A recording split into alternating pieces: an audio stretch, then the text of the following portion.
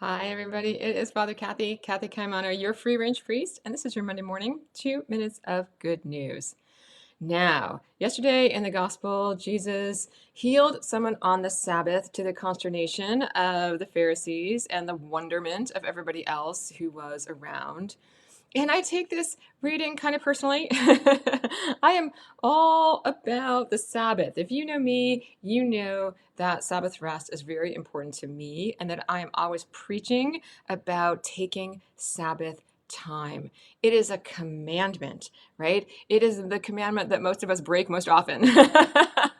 And it's hard. Why is it so hard for us to take 24 hours of rest once a week? God rested, right? God calls us to rest. And this is the important thing, is that I think that we need to take Sabbath. The Sabbath is really important, not just because we personally need to rest, we do, but also because it is a moment for us to rest in God's eternal changelessness, right? God's work keeps going even when we don't. In other words, I'm God and you're not. One of my favorite sayings.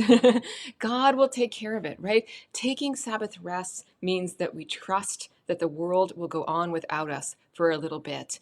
And you know what? Someday the world will go on without us altogether.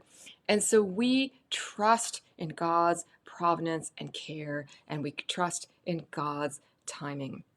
So back to the gospel. Jesus is, I think, saying exactly that same thing in this reading. He is saying, I'm God and you're not, which is shocking the religious people. And it is delighting and amazing the other people around him because it is him basically saying, I am the Messiah. Trust me. God's work happens on the Sabbath, but we can still observe the Sabbath.